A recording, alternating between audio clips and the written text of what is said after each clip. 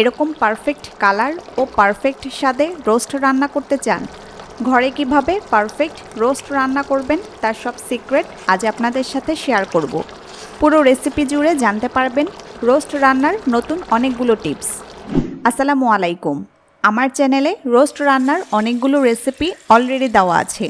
আজকে একটু ভিন্ন স্বাদে রোস্টের এই রেসিপিটা করে দেখাবো।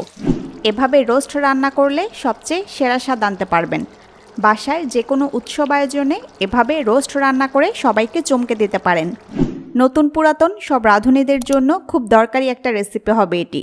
কথা না বাড়িয়ে চলুন রেসিপিটি শুরু করি। প্রথমে এখানে আমি প্রায় 2 কেজি ওজনের একটা মুরগি 4 পিস করে কেটে নিয়েছি। সোনালী ফার্মের মুরগি দিয়ে রোস্ট রান্নার রেসিপি অলরেডি আমার চ্যানেলে আছে, তাই এই রেসিপিটা ব্রয়লার মুরগি দিয়ে করে দেখাচ্ছি। একই প্রসেস ফলো করে আপনারা যে কোনো মুরগি দিয়ে রেসিপিটা করতে পারবেন। চিকেন পিসগুলো চাইলে এভাবে একটু কেটে নিতে পারেন, এতে তেল মশলা ভালোভাবে ঢুকতে পারবে। পিসগুলোতে দিয়ে দিচ্ছি সামান্য লবণ, 1 চা চামচের মতো হবে। দিচ্ছি সামান্য হলুদ গুঁড়া, 1/2 চা চামচের মতো হলুদ গুঁড়া দিলাম। এখন লবণ ও হলুদ গুঁড়া চিকেন পিসগুলোতে ভালোভাবে মেখে নিব। আমি 4 পিস চিকেন দিয়ে রোস্ট রান্না করছি। 4 পিস চিকেনের জন্যই সব মশলা দিব। আপনারা চিকেন পিস আরও বেশি নিলে সব মশলা সে অনুপাতে বাড়িয়ে নেবেন। চিকেন পিসগুলোতে লবণ হলুদ মেখে নিয়েছি। এখন এগুলো ভাজবো। চিকেন ভাজার জন্য চুলায় একটা হাঁড়ি বসিয়ে খুব ভালোভাবে গরম করে নিচ্ছি। তেল দেওয়ার আগে হাঁড়ি অবশ্যই ভালোভাবে গরম করে নেবেন। হাঁড়ি ভালোভাবে গরম হয়ে এলে দিব তেল। 1/2 কাপ বা 120 ml এর মতো তেল দিয়ে দিচ্ছি। চুলা মিডিয়াম আঁচে তেলও ভালোভাবে গরম করে নেব। আর এই তেলেই কিন্তু পুরো রান্নাটা কমপ্লিট হবে। তেল গরম হয়ে এলে চিকেন পিসগুলো দিয়ে দেব। সব চিকেন একসাথে ভাজা না গেলে কয়েক ব্যাচে ভাজতে হবে। আমি 3 পিস চিকেন প্রথমে ভেজে নিব, যেহেতু আর জায়গা নেই, তাই বাকি আরেকটা পিস পরে ভাজবো। চিকেন তেলে দিয়ে নাড়াচাড়া না করে এক পাশ 2 মিনিটের মতো ভাজবো। চুলার আঁচ মিডিয়ামে রেখেই চিকেন ভাজতে হবে। তেলে চিকেন দিয়ে এক পাশ 2 মিনিটের মতো ভেজে নিয়েছি। এখন অন্য পাশ উল্টে দিব। দেখুন খুব সহজে উল্টানো যাচ্ছে। চিকেন দিয়ে যদি ভালোভাবে এক পাশ না ভেজে উল্টাতে যান তাহলে চিকেন হাঁড়িতে আটকে থাকবে। এতে উল্টাতে গেলে চিকেন পিস ভেঙে যাবে বা হাড় থেকে চিকেন খুলে হাঁড়িতে লেগে থাকবে। এভাবে উল্টে পাল্টে চিকেন পিসগুলো ভালোভাবে ভেজে নেব। আমি চিকেন পিসগুলো ভেজে নিয়েছি। দেখুন কত পারফেক্ট হয়েছে ভাজাটা। এখন পিসগুলো উঠিয়ে নেব। এভাবে বাকি পিসটাও ভেজে নেব। এবার আমি একটা রোস্টের মশলা তৈরি করব। সেজন্য একটা ব্লেন্ডারের জগে দিয়ে দিচ্ছি 1/2 কাপ টক দই। পারফেক্ট রোস্ট রান্না করতে চাইলে অবশ্যই টক দই দিতে হবে। কাজু বাদাম দিব 5-6টা। এখানে আপনারা চাইলে চীনা বাদাম বা কাঠবাদামও দিতে পারেন। পেঁয়াজ বেরেস্তা দিচ্ছি 1/2 কাপ। ঘরে কিভাবে পারফেক্ট পেঁয়াজ বেরেস্তা তৈরি করবেন তার একটা রেসিপি আমার চ্যানেলে অলরেডি দেওয়া আছে। রেসিপির লিংক উপরের আই বাটন ও নিচের ডেসক্রিপশন বক্সে পাবেন। পেঁয়াজ বেরেস্তা রান্নার স্বাদ অনেক বাড়াবে। এরপর দিচ্ছি 1 টুকরা জয়ফল। এ মশলার খুব স্ট্রং ফ্লেভার, তাই বেশি দিতে হয় না। এটা রান্নায় একটা শাহি স্বাদ যোগ করবে। দিচ্ছি জয়ত্রী। জয়ত্রীর ফ্লেভারও খুব স্ট্রং এবং এটা শাহি রান্নায় বেশি ব্যবহার হয়। এবার সব কিছু খুব ভালোভাবে ব্লেন্ড করে একদম পেস্ট করে নেব।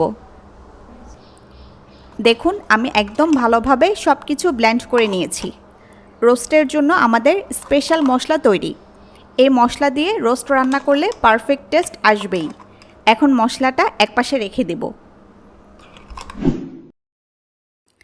এখন মূল রান্না শুরু করছি। চিকেন ভাজার পর অবশিষ্ট যে তেল আছে সে তেলেই বাকি রান্নাটা করব। আপনারা চাইলে অন্য হাঁড়িতে নতুন তেল দিয়েও রান্না শুরু করতে পারেন। তেলে দিয়ে দিচ্ছি 4টা আস্ত এলাচ, দিচ্ছি 6টা লবঙ্গ, 2 টুকরা দারচিনি দিচ্ছি, আর দিচ্ছি 2টা তেজপাতা। চুলার মিডিয়াম আঁচে 30-40 সেকেন্ডের মতো গরম মশলাগুলো ভেজে নিব।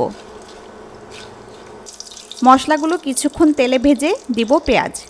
3টা মাঝারি সাইজের পেঁয়াজ স্লাইস করে কেটে দিয়ে দিলাম।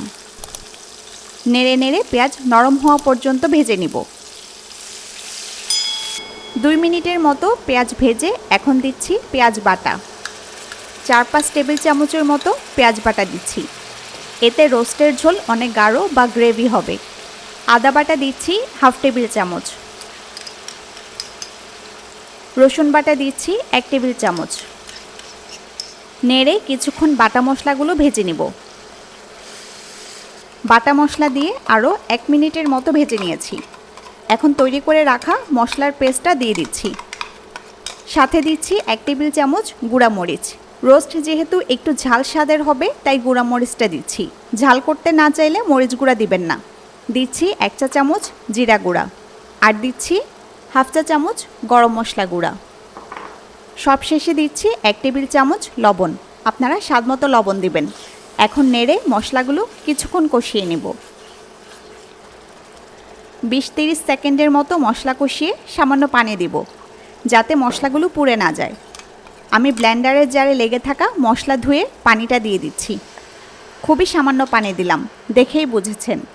এখন আরও কিছুক্ষণ মশলা কষিয়ে নিব। মশলা কষাতে কষাতে যখন তেলটা উপরে উঠে আসবে তখন আগে থেকে ভেজে রাখা চিকেন পিসগুলো দিয়ে দেব। চিকেন পিসগুলো দিয়ে মশলার সাথে ভালোভাবে মিশিয়ে নেব। সব কিছু ভালোভাবে মিশে গেলে ঢাকনা দিয়ে ঢেকে রান্না করব। চুলা মিডিয়াম আঁচেই থাকবে। ঢাকনা দিয়ে প্রায় 5 মিনিট ধরে রান্না করছি। এখন চিকেন পিসগুলো উল্টে দিব। দেখুন রান্নার কালারটা অলরেডি অনেক আকর্ষণীয় হয়ে উঠেছে। এখন দুধ দিয়ে চিকেনগুলো ভালোভাবে সেদ্ধ করে নেব। পানি দিয়ে চিকেন সেদ্ধ করলে টেস্ট ভালো হবে না, দুধ দিয়েই সেদ্ধ করতে হবে। আমি 1 কাপের মতো জাল করা গরম দুধ দিয়ে দিলাম। এখন হালকা নেড়ে মিশিয়ে দিয়ে ঢাকনা দিয়ে চিকেন সিদ্ধ করে নেব।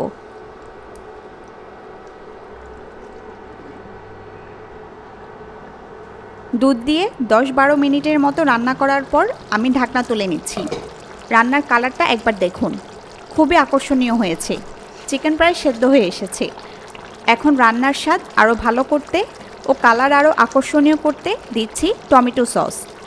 3-4 টেবিল চামচের মতো টমেটো সস দিয়ে দিলাম। নেড়ে দিচ্ছি। এ পর্যায়ে মিডিয়াম থেকে চুলা কিছুটা কমিয়ে দিতে হবে। ঢাকনা দিয়ে আরও কয়েক মিনিট রান্না করব।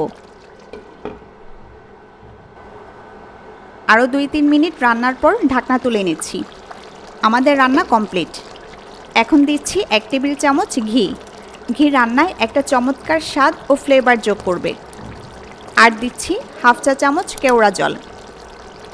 কেওড়া জল শুধু ফ্লেভারের জন্য ব্যবহার করা হয়। এটার খুব স্ট্রং ফ্লেভার, তাই বেশি দিতে হয় না।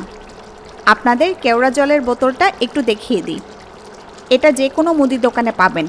1 বোতল 20 থেকে 30 টাকা নেবে। নেড়ে সব কিছু মিশিয়ে দিব। এ পর্যায়ে চুলা একদম লো করে দিব। ঢেকে আরও 2 মিনিট রান্না করব। এতে ঘি ও কেওড়া জলের ফ্লেভার ভালোভাবে রান্নায় যোগ হয়ে যাবে।